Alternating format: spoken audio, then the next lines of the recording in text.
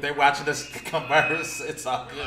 I want to welcome everybody to Monday. We're going live. Hopefully this works. I'm having a few difficulties, but I see myself on the phone, so we're going to get started. So, uh, Professor Black Ops, Cybersecurity for the People. Happy Monday. It's starting off a little rough for me. I have a special guest, Julie, aka B5. I used to work with her and for her. She used to boss me around a lot of people. Now I'm just playing. So, Julie, if you can, go ahead and introduce yourself. Let's go and kick it off and get started. As John said, he calls me B5 because I was boss number 5. He numbered all the bosses that he felt were bossing him around. So really, we were just co-workers, and we were on a security team together. And from there, I switched positions, and so we don't work together anymore. And I'm now an ISO. What is an ISO? Give us a little brief synopsis of what that is, because that's not the standard CISO. So it's an information security officer. And I really don't think there's much difference between a CISO and an ISO. I think it's really more the size of your company. So smaller places don't use the chief title in a lot of their titles. that's cool. Yeah, that's what I think it is. Can you tell us a little bit about you and your background? I know you kind of mature in the game, so can you give the audience a little bit about your background? Well, I'm a lot like you, John. I started off old school. So I have a degree in computer science from Purdue University. And so I went up the ranks like any other IT person, started out as a programmer back when COBOL mainframe, no information security other than authorizations on the mainframe. I did a lot of the working my way up the ranks with supporting applications, coding applications. And then I got more into security with the onstart of employee privacy. So that was back in the day where Social Security number was used as your identifier for almost everything. So even in school, they used to post our grades by Social Security number. And so one place that I was working at, they had a huge initiative to get rid of Social Security number and only use it for the purpose it was intended, which is taxing, and not for identification. So that was one of the main projects I worked on. I was the lead on removing Social Security number from the environment. So we had all these systems that fed off of HR type data that included Social Security number and your birth date and all the information we now consider private. It wasn't private back in the day. So that was a project that started me on employee privacy, where I had to secure this personal data within the company. So we would review every IT area that was using your private data and ask them, what is the purpose? And then we'd have to work with each IT area in the company to come up with a plan to, if it wasn't for taxing, they needed to change it to a global ID. And so that's how I started in the security field. And I also worked on HR security for the business to determine who needs access to what with the employee privacy movement. So that's kind of how I started in the security field. No, that's cool, because like you said, I think privacy now is, I think, really finally getting its due. Because I think even this got privacy finally as a family. So I think we actually been shortchanging privacy, I think, in the security realm. So. But that's really the driver as to why True. Security became a field. No, I agree with that. Like you said, the mainframe was kind of its own thing, so it was kind of semi-secure because it was like set in the data center. You had green screen terminals, so it wasn't like, you like me, I was really in before networking. I watched there was really no work. I remember taking a 5 1/4 disc to a machine and stick it in. You take it out and you take it to another machine. So I think we kind of that same that fail. Watching networking the whole. What do you think of the whole information age, smartphones, and the growth of the whole industry? Well, I can tell you that I spelt my iced tea on a 5 1/4 disc. So in that regard, it is a lot more secure now. So coming up in IT, that was evolving. So you were on top of it as we went to internet and mobile devices. So I think people without an IT background, if you, the older generation struggles with it, I see a lot of business people that still struggle with it. They haven't easily been able to adapt. No, that's true. Tiny gave you a shout out in the chat box. I just wanted you to know that. Tiny said, shout out to B5 legends in the game. So he gave you a shout out in the chat box. So, how did you become ISO? I think you touched on that. Can you elaborate on that? Well, as you know, for years I worked in the security team, doing the different roles. And the opportunity just came along and I was ready for it. So when it presented itself, I snapped it. So that's how it happened. I wasn't actively seeking it, but the opportunity did come along. So you have to be ready to move. That's true. And I think there's a lot of growth and things you can do and elevate your career in this industry. There's a lot of security jobs and a lot of management and CISO and top employment in this industry too. Yeah, and being on the security team gave you a good opportunity to see different areas. So maybe I wasn't responsible for something like this security awareness training, but you got familiar with it because someone else on your team was doing that. So I think the team environment was really beneficial to moving on to an ISO position, because as an ISO, you kind of have to be like a jack of all trades. So even if that wasn't your specialty, you need enough familiarization with it that you can lead and guide in that area without maybe knowing the nitty-gritty details. Yeah, too, I think because we were on the same team once upon a time, we share freely on that team. That's really why I enjoy the team. I'm going to have Big Jan come on soon so he can give the background and be extra grumpy and tell her how the field is not going in the right direction. But I like how we share information among the team. So I really... Yeah, I really enjoyed the team environment. So it's a little different when you're an ISO. So suddenly you're in charge of making all the decisions, whereas on the team, you were free to disagree with any decision being made without actually having the responsibility. So that was more enjoyable sometimes than being, the end point person of who's responsible. You know my favorite saying, right? I work for you. I wouldn't do that, but hey, I work for you. Right, like you said, as a consultant, I take responsibility, but it's the leadership. Like you're ISO, we talk every now and then, so we talk, but I say, Julie, it's your decision. So, because you're the boss now, you're B5, so right, it's your decision, right? So. Yeah, that's a little more stressful than just saying, well, I wouldn't do that, but hey, I work for you. So how do you take the stress of being ISO now? Like you said, a lot of things on you, not wishing you any bad ill, but if you get hacked, people are going to look for you now because you're the big boss B5. So how do you handle that? Because that's a wholly different responsibility. Well, you just got to really make sure that you're prepared. And I know that we do internal security audits. So I think that activities like that really help you get prepared. And you can't just not know. So we want to make sure that we're doing our audits every 2 years or every year, depending on which system. And we also take advantage of things like penetration testing and all the ways that you can try to be proactive and find a problem before it becomes a problem. That's true. And I think you touched on this. This is a big discussion, and we call it the manosphere, IT in general. Degrees, certifications, or both.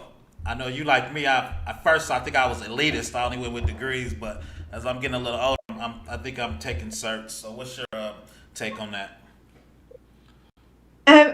I'm still old school, thinking the degree is needed. Ooh. I mean, I think you can get your foot in the door if you're taking a certification. I really think you can get in to the security field through your certifications and enough testing, that I think that might, in the long run, limit you to how you can rise within the field. Because at some point, I don't know that they're going to want an ISO with no degree. That's true, but I mean, you ISO, you at the top of the pyramid. You got a long way to go before you get to the star on top of the pyramid. You throwing out ISO. There's a lot of steps to get there before then. Yeah, so you can progress some. Do you want to try to work and get your degree while you're working? That could be an option. Sometimes it's just easier to have your degree starting out. Yeah, I mean, but we kind of talked about that in life transfers. If your family doesn't have money, a lot of times company will pay for a degree. So sometimes that'll be the most prudent thing to do, because a lot of people coming out with $100,000 in debt and stuff with degrees. That kind of confuses me. But yeah, that's true. So especially if you're in a field where you're not going to make that much, that's a lot. But I really think that if you're in the information security, you're going to have a pretty good income. True. That's why I'm here. I like to eat. So you are correct. I like to eat. So you yeah. How do you keep your skills current? Like Cam said in his interview, most of us have a real life too outside of work. But I take advantage of webinars, especially in this remote age, now that we're working remotely. There's so many conferences and webinars that you can attend that are all done remotely, and you can take advantage of those for topics that you're interested in. And also, I just do a lot of reading I try to stay on current real world events, because incident response training is always something that as an ISO you have to do. So you want to make it relevant and have these incidents that you see happen in the real world that could happen to you. So reading a lot is part of being an ISO. No, I agree. What's your thoughts on the cloud? I'm a big cloud guy. I think everything's going to move to the cloud. I think the cloud is the future. So what's your thoughts on the cloud in general and security in the cloud?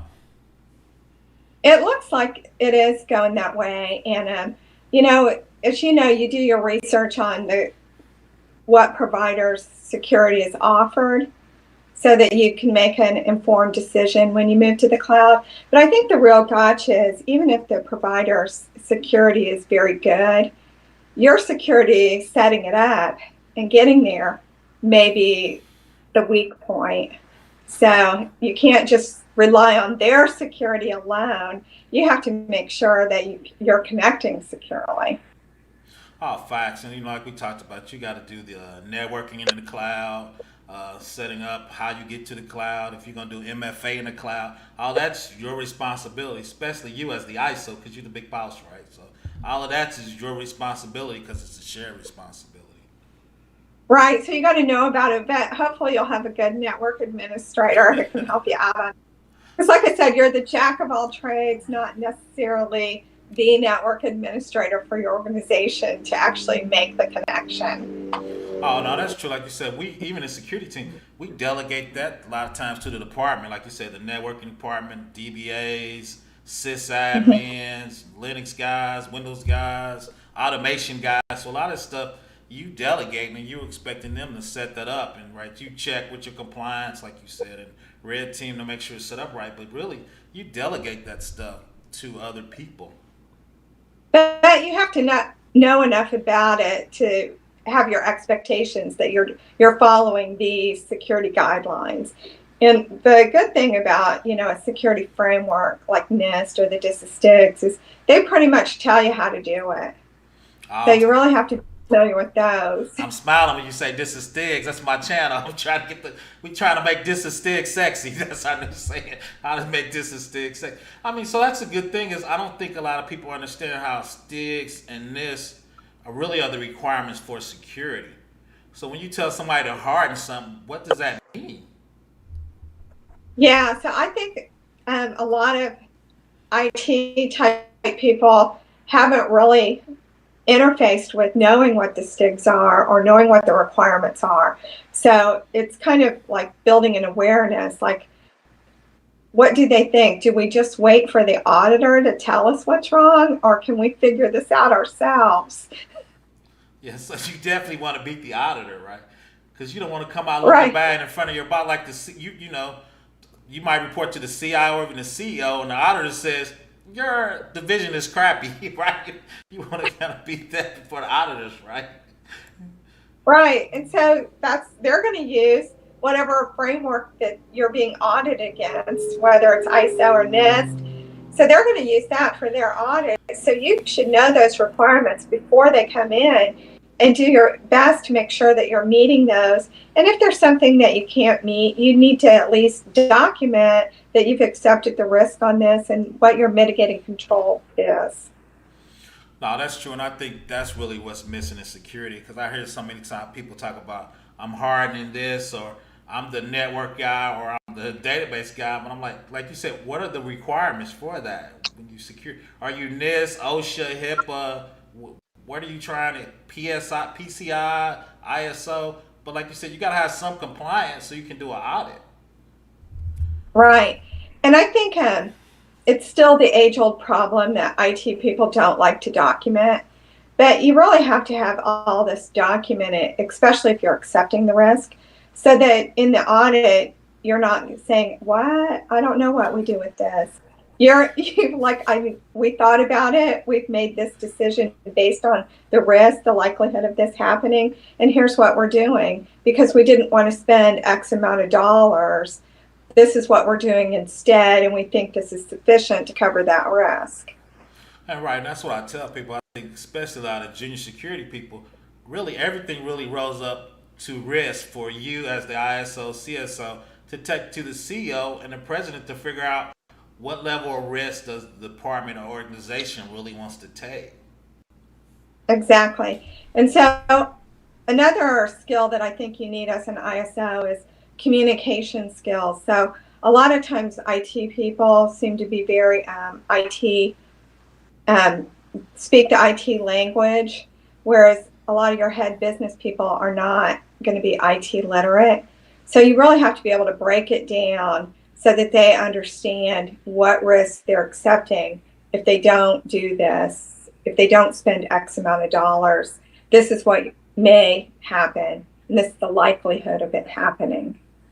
So I think communication is really key on being able to explain like complex ideas to a non-technical person. And I think I call it the top of the pyramid food chain, right? So you, like you said, you got to transfer IT to business deals. Then you talking strategically as like, how does that fold into business? Because money's not infinite, right? So they got to take what you need money compared to other departments. You got to mesh that together, right, for the best outcome for your organization. That's right. Let's see. I'm jumping all over the questions. Do you think cloud means less or more security people? It depends on probably how complex your setup is. So even if you're not maintaining the cloud, you're still maintaining all the connections. So I don't think it's a lot less. It's not like you're eliminating your IT department or anything, but maybe it's less devices. No, that's true. I think we probably need a few less DBAs, few less essays, because I think that's what AWS knows. But not like you said, I think we're gonna need probably the same amount of programmers, probably the same amount of security people, because the cloud parts of it's complex. So I think until you understand it, you probably need more security people. Yeah, and it depends on how transparent they are. Like, are they handling the security themselves? Are they sharing that information? So it really is going to rely on your contract. No, that's true. That's true. And I think that's a lot of security people organization missed out because now you have more vendors, so you got to check the security of your vendors too, right? Because those are Right. risks. Those are supply chain risks to your organization. So what's your thought on reviewing vendors? And my thought is you got to make sure it's in your contract because a lot of times vendors don't want to give you that information. You're asking these questions that they'd rather not tell you. Some of the vendors don't even know really when you ask them. They're like, Yeah. what's that? So, no, so that's We don't need the salespeople here. We need the IT people here. So facts. yeah, I think your contract really needs to lay that out, because sometimes you come in on a situation where the contract was in place before you were, and it can be difficult to get that information. Yeah, a lot of times you try to do it when the contract renews, but if you need that vendor knows it. So sometimes that could be a security can be a sticking point of negotiation between your vendor and your new vendor contract. What's your thoughts on that? You really got to work with your legal department and make sure they understand the importance. Because sometimes they just have their, boilerplate language, and you really got to make sure that you get your security language added. Oh yeah. So that's another part of being jack of all trades. Yeah, that's the stuff I even kind of miss is, and I mean, because we kind of worked together for a while. I was amazed at how often we met with the legal staff on stuff like that. I'm still perplexed about that, but that's part of it. Right. Yeah, that's a big part of it. Because almost every company, you're working with some kind of vendor or service provider. Yeah, especially now because so systems are so interconnected. So now you got to talk about your MOUs, memorandum of agreements, of what that look like, how you gonna pass data, how that data secure. So like you said, it's best to have all that in your legal contract. Right. Um, this is a new thing out, and I've seen a couple organizations in a couple states. And CISO as a service. What do you think of that as a product or as a service? I see a lot of vendors are actually offering that to smaller companies and even to medium-sized companies to bring those type of skills to small and medium-sized companies. So, what's your thought on CISO as a service? Um, it could be an option for a small company. I mean, it's going to depend on the service, because a lot of times you don't want someone who's going to be spread too thin. If they're doing CISO as a service for 20 organizations with one CISO, you may not get the attention that you need or the customization that you might need. But if that's not important, that's an option. They can at least tell you what you need, and it could be a way that if something did happen, you would have some services to help you through it. No, that's true, especially if you needed some advanced services you're not familiar with. So, if you had a CISO as a service, like you said, maybe they have some special capabilities they can assist you with on a one-off basis. Yeah. So here's my favorite one. How does the CISO slash ISO and the business teams work out and coexist? Sometimes the business teams and the security teams, especially the development teams, we don't always line up. I think people think it's easy, but sometimes there's some sausage made in the back room. So as a new ISO, I'm sure some of that might fall in your laps. What's your thoughts on that? I think some compromise is always included. Um, I feel like as an ISO, I compromise more now. I'm more understanding when people give me their concerns than I was as a security analyst. I was more, why don't you just do it? But now as an ISO, when I hear the hardships or whatever this is causing, and it goes back to, your CIA triangle, where your need to be available and the business needs to be able to use it. If you secure it to the point where no one can use it, that's an issue too. So I think that as a ISO, you really need to be able to understand what the business requirements are, if they really are presenting a hardship versus an inconvenience. So if it's an inconvenience, I would pretty much say you need to do it. But if it creates some kind of hardship, then I think the thing that you need to work on is being able to clearly document this is the risk you're accepting, and have everyone understand this is the risk you're accepting, if this is too much of a hardship for you to actually implement, and maybe we can't implement it right now, but what's the time frame? Maybe we can implement this in 6 months.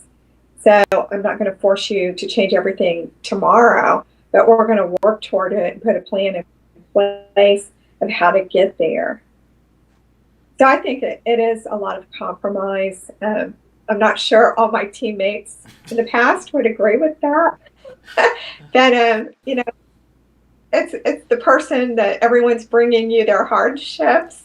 Sometimes you have to be a little sympathetic. And that's a good point. And too is the thing, and I'm getting better at that with my old age, is some people hardships are just them complaining. So you got to decipher is what, like you said, what really is a hardship? What really are you just complaining because you don't want to change? Because you've been doing this same process for 20 years and you don't want to change, right? Right. So, we have I'm smiling because you're gonna enjoy this. I have a question from the chat box from Tiny. Work from home or in the office as an ISO? What is your recommendation, or what are you recommending to your C-suites? Because I'm sure you're moving that up to change. So you work from home, office, or in the office, or a blend. That came from the chat box. Actually, I with the pandemic, I am working remotely, but we do go into the office on it either as needed or 1 or 2 days a week. So when I need to, I do go into the office. But if your whole C-suite is working remotely and we have communication vehicles like Teams and webinars, I think working remotely is my preference. But you like us, I don't want to give out too much away. I think we had government high ups said we were supposed to start coming back into the office, I think, in the next 6 weeks. You can decline to answer this, but what's your thoughts on that? I hadn't heard that. Oh, okay. But so I don't know. But even before the pandemic, we had the option of working a day or two at home, Yeah. right? Mm-hmm. Yeah. So I think it's going to be a blend. I don't know that. Yeah. I mean, some areas have always had to go into the office because there's certain things you just can't do at home. Right. And so I don't know what everyone going back in is going to look like, Right. but it's worked out very well, in my opinion, working remotely. Facts. So, when you're working on the computer all day long, as long as you are still reaching out, talking to people through your team meetings or emails and phone when you need to. Sometimes in the office, it's hard to catch people at their desks because meetings. Yeah, to be honest, I don't know, because I'm kind of a recluse. I seem to work more hours. I kind of roll out the bed and start working.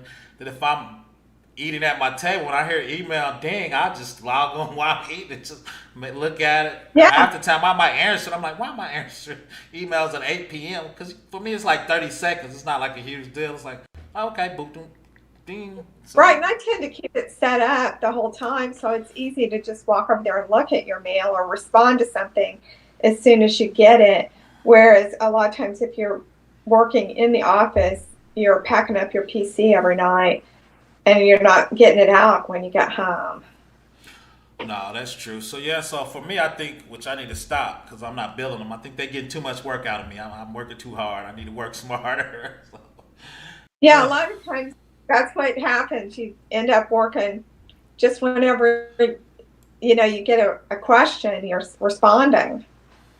Because why wait till tomorrow when I can answer it right now? right. My queue won't be like, I don't come in the office, like you said, you have like 30, 40 emails you have to go through. It's kind of like just kind of knocking them out. Yeah. So this is kind of a different question. You kind of like us. You have your security department, but then we have our private vendor we get shared services from. So that's kind of like coordination between security teams. Sometimes that goes smooth and sometimes that does not go smooth. So what do you think about that coordination? So instead of going to AWS, like I said, we have our our private cloud vendor. I can see from the look on your face you understand exactly what I'm saying. So, what's your thought pattern on shared coordination? And sometimes there's a battle between there because we have a way we think it should be done. They have a way they think it should be done. So sometimes we gotta work that out through that disagreement. So, what's your thoughts on? Right. So again, that's where your contract comes into play a lot with your vendor. So make sure that you have the overriding opinion within the contract to meet your security requirements, because even if they're your vendor, who's ultimately responsible if something happens? Is that going to be you or your vendor? Who's the public going to blame if something happens? You or the vendor? Right, So if you have, but sometimes that vendor has government regulations to get all the service at one baseline to obtain autonomies of scales to save money. So sometimes that saving money could go against what you're trying to do as an ISO. So how would you handle that? Did that make sense? well, if we're following, well, not really, because if we're following the same framework, Well, but you know, if it's a Cat 2, that's you can have a compensated control. Y'all don't have to agree on what compensated control would suffice for that particular control. I could say I want to do MFA, and I think it, and they say no, I don't want to do that. I want to do a VPN tunnel, right? So you can, right? Both of those are compensated controls, and y'all might not agree on that. How would you handle that? I'll throw that out as a scenario. um, again, sometimes you have to compromise. It just depends on how many compromises you feel like you're ending up making. Facts. Yeah. So maybe on one thing, but not on everything. So, and again, would that pass the audit? No, that's true. What's the recommendation? What is the recommendation by NIST or the DISA-STIGs? What do they say to do?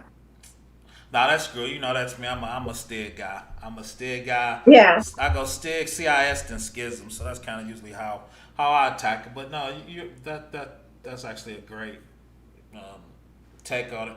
Like you said, at my level, a lot of times I just like to try to ram it down somebody's throat, right? Because it's not my risk. Yeah. But so no, that's true. Like you said, especially at that level, there has to be compromises. Or two is you got to run it up the chain, right? You just keep running up the chain. Right. Then somebody at the top And of the chain. Plus, how important is it? Like if they do it their way versus your way, what additional risk is that introducing?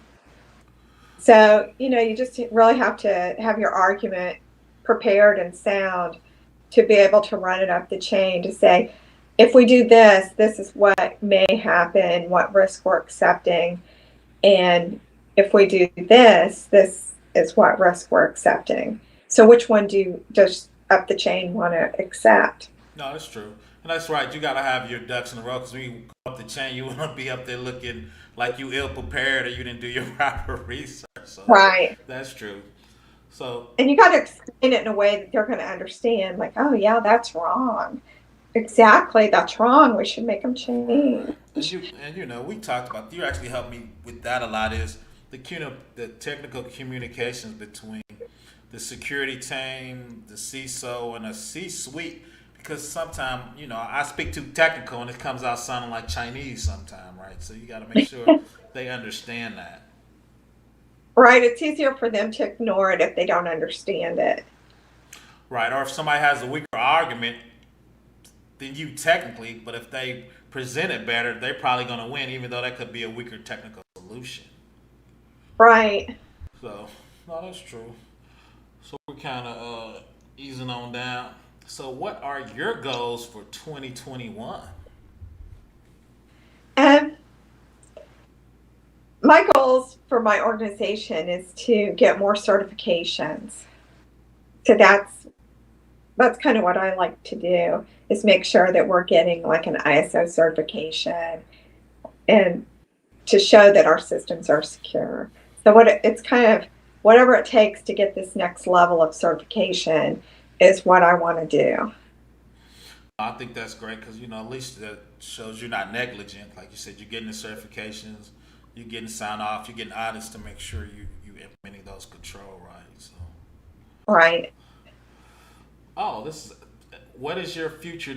What is your number one job in the future? Like Tony wanted to be a CISO. Do you want to be a CISO? I think it's a little up. Or do you want to be a? I think you would be a great CIO. I think you would. I would love to come work for your organization. When you become CIO. So, do you have any future plans, or you like me? You just trying to ride it out? No, I'm just playing. Go ahead. Um, I'm already the ISO, so it's not like I want to be the director or anything. You want to be the So CIO? I think no, I like being an ISO. I think if you were to move to a much larger corporation where you would be a CIO or a CISO, that comes with a lot more stress. Facts. Facts. So I'm enjoying being an ISO right now, and that's kind of for at least my short-term goals right now is to just get more experience being an ISO. And there's all different kinds of new things to tackle within the ISO field. So I know policies was a big one when I started, making sure we had all the right policies in place. And I felt like I was writing policies all the time. And now I'm moving on to the next thing. So, there's still a lot within the whole ISO field to be accomplished. Like So I don't want to. no, I don't want to rush it. you don't want to rush it. I want to enjoy.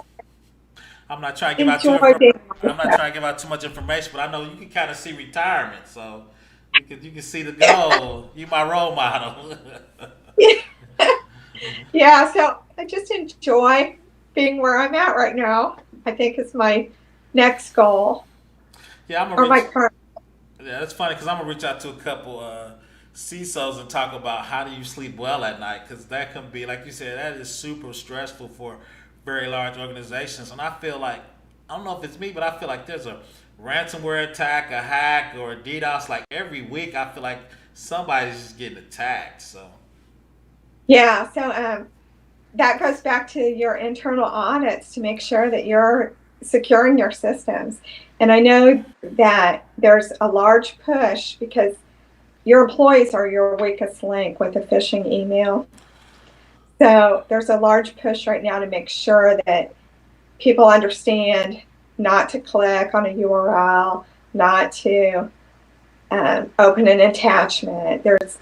We have a lot of phishing tests. I think we're on the third phishing test for the year with your employees to make sure that you don't have repeat offenders failing these phishing tests. So there's a big push for that right now based on all the ransomware attacks that you read about in the news every day. no, that's true. I'm smiling because we know a few organizations where those tests didn't go well at first. I mean, it was like a high percentage.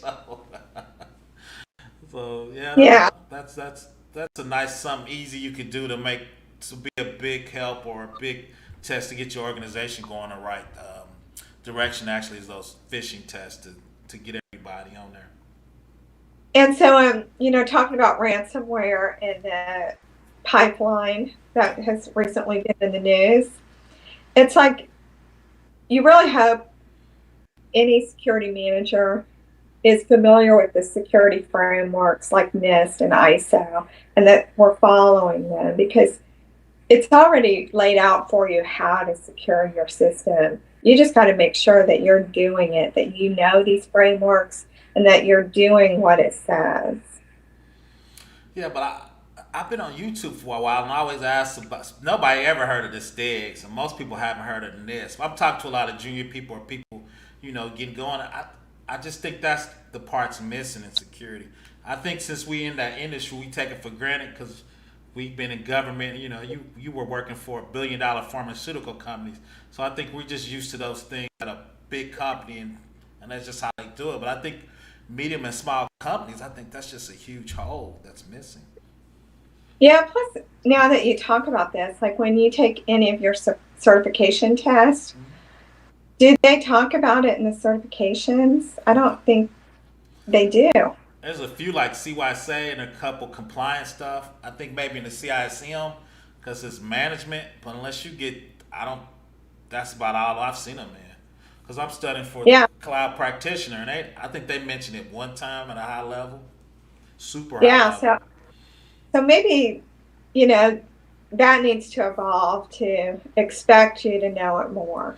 Yeah, like I said, that's kind of what I'm trying to figure out how to base my channel on, doing general news, but that compliance, like you said, at next level, NIST, STIGs, ISO, PCI, the whole compliance. Because my thing is, I tell people is, if you don't have any compliance, how do you know you're secure? What are you checking your security requirements against if you don't have those? So how do you know you're secure?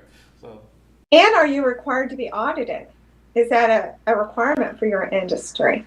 and I think that's the part that's missing. Even the That pipeline, I don't think they did a security audit. They did a physical audit of the pipeline, but I couldn't figure out what government entity was responsible for that for them. It wasn't Department of Energy, wasn't it? So I think that's the hole that's missing because they're a private company. right. So even if you're a private company, um, the importance of having some kind of security audit to show that you're meeting the standards is a good thing. You know, maybe that's something you have to convince management that you need, because I would rather find out that way than wait for a bad actor to expose how my vulnerabilities. Oh, I agree, but but two is we had a discussion about the SOC, and I think when companies play SOC, the the um the companies that do the SOC, I think since they pay for them, they just say you good. That's what I found. Yeah, We looked at a few SOC, and I just thought the SOC was always lacking. yeah, and that is you're following your own policy. So if you have a terrible policy and you're following it, you get an A. Right. And two is I don't think people realize it, is when you do SOC, you tell them the scope of work what you want them to do. They don't review the whole thing. You say just review my authentication, my Active Directory, my database. They do the scope of work. The auditors don't do the scope of work. The company pays for the scope of work they want to do. Yeah. So I'm anti-SOC. So I'm putting it on my channel. The SOC sucks. SOC 1, 2, and 3 sucks. I'm putting it out there. Okay. Let's see. Funny thing is, welcome to Maddox in the box. Tiny is in the box. RizCon in the box. I want to welcome everybody to my live. I see about 7 people up in the clouds. You can throw some in the chat. I just want to welcome Julie. She's an ISO at a very large state government, so I just want to bring her on. Let's talk a little bit at a high level. So this is actually a Maddox question. I heard him ask this question in another live. How much of your income do you reinvest back into yourself? I heard Maddox ask somebody else that, and I was like, man, that is a deep question. How much do you invest in yourself, Julie? You're very important to your organization. You need to be investing heavily in yourself. So what are you doing for that? Um, Unfortunately, not that much. I think I made a large initial investment, and now I'm coasting off of that. Me too. Me too.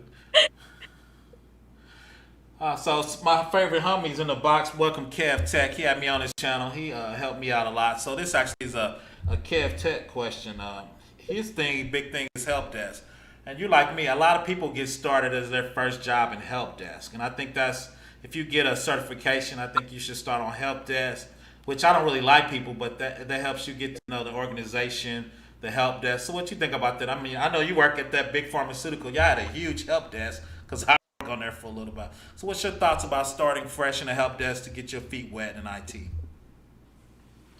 Well, I never started on the help desk, and I've never really worked on a help desk. So, because that's one of the things a lot of places outsource now. That's true. Facts. Facts. So it's a good way to learn desktop support and communication, how to interface with your customer, be able to listen, and develop a lot of listening skills to figure out what's really wrong or what they're really trying to tell you. Because a lot of times the people that call the help desk are not IT people, and really takes a big leap to understand what they're telling you. And a lot of times, if you're on the help desk, depending on what tier you are, you're just routing the call to the right person. You're not really resolving the problem. So there's some benefit, especially if you're doing desktop support, but I wouldn't necessarily say that's the way to get in. I think so, but I see what you said. Because, we telling people to start off with your certification, so that'd be a nice footprint in the door. And two is, as you well know, once you get in the help desk and you're my HR resource, once you're in a company, you get to figure out how HR works, how people get promoted, to who to talk to. Because, half the battle with the big pharmaceutical, it would just be understanding how they operate. Because, that's a big company. Too, back then, you had to wear shirt and tie. You were back, I'm in the 80s, you had to come in with a clean white, shirt on. That's where we come from. So for me, I worked in a help that just get me in an organization and figure out how they operated was huge for me.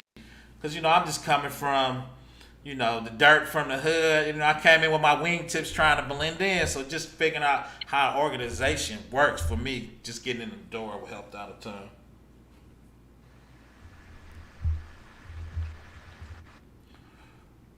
Oh, this is my other question. This is for you. This is what I come for you is. I'm trying to hop in IT and HR, how to get promoted, how to move in HR, how to make sure you're communing with HR and doing the right things. What's your thought patterns on that? Because I know you got an HR background. Sometimes I almost got in trouble with HR. So can you kind of give us a high-level thought problem on IT, HR, how to get promoted, how not to get fired, I guess, in there. So give us a little high level about what's your thoughts on HR. Over the years, HR's changed a lot. So one thing that I've seen that's really changed is in the past, when I started out years ago, you would say become a systems analyst and you just kind of stayed there and you got your, 2% raise year after year after year. And after a while, you've priced yourself out of the market without really gaining any new skills, supporting the same old systems. So what I've seen in the last 10 years is companies no longer do that anymore. They put together jobs with a min and max salary and skill set for each job. So you really have to keep learning new skills to get the next promotion. You have to know what are the behaviors for this job and start working to do those behaviors. And so you have to really improve your skills anymore to get promoted. You're not going to just usually sit in the same job and get promoted anymore. You have to be willing to make changes, take on new systems, take on new responsibilities. So that's kind of what I see with HR now is you really have to work to get the skill set needed at the next level. Know what level you want to get to, what skills are required, what the min and max is for that job, and then pick your job based on that and go after it. But I don't think people can just stay working in the same role for a long time and expect promotions anymore. No, I agree with that. And I've seen that, as I started, I've seen people were in the job for 30 years and they just got promoted, They got 2% for 30 years and they end up making a ton of money. But like you said, I don't. Yeah, and they price themselves out of the market. So they could never leave that job because they're not going to get equivalent pay somewhere else. No, that's true. That's true. And that's kind of what we tell guys is you got to work on your skills, work on your certifications, work on projects so you can get those promotions. The one thing I do like about IT, and I see that a lot, is if you want to grab some work, you can get work because a lot of people don't really want to work. So if you want to say, I want to help a development team or pick up Java or do this new cloud thing, there's really nobody kind of stopping you. You can, always kind of get new skills if you want to accept them, right? Or study for them and, do new things. Yeah. So volunteering for work is always a positive. So companies like to see that. And that's one way that you can actually set yourself up to move is if you're volunteering. And also a lot of jobs are through your network. So make sure you keep good customer relations. Right. People like you, people see you as getting it done. You know how you're perceived in the company. Are you the person that always tells them no? Or are you the person that gets things done for them? So your network is very important to help you move around within a company or even to another company. No, that's facts, and we were talking about that. I think me and Tiny was talking about that. Is you should be on LinkedIn. You should be growing your LinkedIn. You should be reaching out to people on your LinkedIn. And two is like me and Julie don't work together, but we probably talk once a week and chop it up about some computer security thing. She's still bossing me around chat box. I want you to know she's still giving me action items to work on. So shout out to the chat. I want to welcome Kenny Conjo, one of the top red team penetration testers in the house in the chat box. So what's your thoughts on LinkedIn and keeping that up and keeping those contacts? Because, especially when you're looking for a job, what's your thoughts on that? Yeah, that's one way to know what people are doing if you keep your skills out there so that, when an opportunity arises, maybe people will reach out to you because they found you on LinkedIn. No, that's true. And like I said, especially since I did a YouTube, I try to do stigs on different topics, stigs on different servers, talk about this. I'm actually going to spin up, in July, I'm going to spin up an AWS environment and put the stigs in AWS and start setting it up and controlling that and putting it, syncing up to Active Directory, setting up MFA. So I'm going to start doing that live on my YouTube channel in July. So that's kind of what I'm getting ready for. Shout out to Kev Tech. He got me trying to keep up with him. I know he a big lab every day guy. Hashtag lab every day to Dewan. We all got sayings out on here, Julie. So hashtag lab every day. So I'm trying to get with the young guys. So in July, I'm going to set up my lab and start putting in work. So let's see, what else do I want to talk to you about? We always just chat up about so many things. I'm going, if y'all got any questions in the chat box, throw them in there and I'll answer. She's actually a CISO type, ISO type level person, so I want to bring her on and talk about security at a higher level and what she thinks of. So what do you think of the kids today, Julie? I think Generation Z is a little soft. What you think of the kids? And I'm picking on Tiny in the box. So what you think about the millennials out there? What do you think of the new workers of today? I think it's great that we have a lot like Tiny who really want to get in the security field and are highly motivated to learn it. That's true. And they're coming in with their certifications and their backgrounds. So Tiny, I think, has a degree in cybersecurity, which wasn't even available when I was in school many years ago. He has a master's in cybersecurity. I barely was doing computer science. Like you said, the industry's changed so much, and I tell my students that is, you got to stay current because you're gonna laugh is I knew BlackBerry programmers were making $100,000. BlackBerry doesn't even exist anymore. Where it does, but not in the same incarnation, right? I tried programming on the Palm Pilot. So yeah. So I thought that was gonna really make it big, but unfortunately it didn't. Power Builder. It had to be here. Right, I could pay. Power Builder was super hot. There was a couple hot programming languages I thought I was gonna write out to the sunset. They just disappeared. So it's amazing. Right.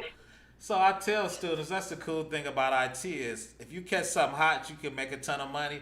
But if you miss the next wave, you can really disappear in this industry. Yeah. So you have to stay, or at least move into management. There's different your skill set can. But I know a couple programmers just disappeared. Yeah. Wow. But hold on. Somebody in the chat box. Somebody in the chat box go, wow, Palm. Back in the day. Back in the day. But if you can pick up a Palm Pilot OS system, you can pick up the other kind. So I think it's just part of learning. It's not like it's completely foreign to the next one. Well, I'm gonna tell a quick story. Is when I got into relational database programming, I was doing it. I was excellent at it, and the mainframe guys were struggling to figure out relational. So I was teasing. I'm like, "Oh God, you ain't gonna make it." But when I went from relational to object oriented, I almost didn't make it. That paradigm was so different than relational. It was like I was like, now I feel how the COBOL guys was feeling, right? So there's a leap, and sometimes the paradigm is so different. Because I did relational for 25 years. Wow. So yeah, so object oriented for me was a tough leap, but I finally kind of figured it out. And I got a couple books, but it was like I was like, man, now I know how the COBOL guys feel. So let's see. I think uh, I think we're gonna wrap it up. You got any closing thoughts you want to say before I close down the live? Um, just want to encourage all the new millennial type workers that security is a great field to be in. It's always changing, and there's a lot of job opportunities. So I really do feel like this is a great field to be in at this time. There's a lot of challenges, but there's a lot of things you can do to really make a difference. Yeah, I want to echo that. I really enjoy cybersecurity. And I think for both of us, because we got a programming background, privacy background, you bring all those skills and sets to cybersecurity.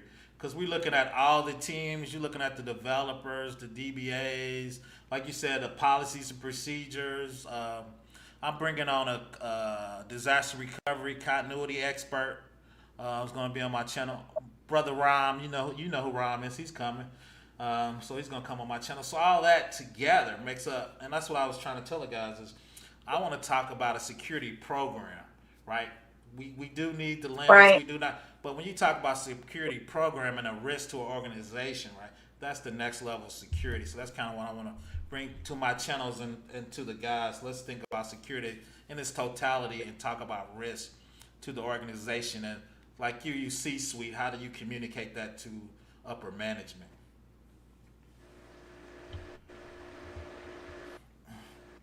I want to give a shout out to everybody in the box for coming out. I'm trying to do lives on more lunch and learns 11 my time in the Midwest. So that's my goal. I want to definitely thank Julie for coming out. She's a person I definitely call when I'm policies and procedures, especially when I'm in trouble with HR. I need to call her so she can get me out of trouble, fellas. You need somebody like that on your team. Sometimes the system be working against us. We need people on our team like Julie.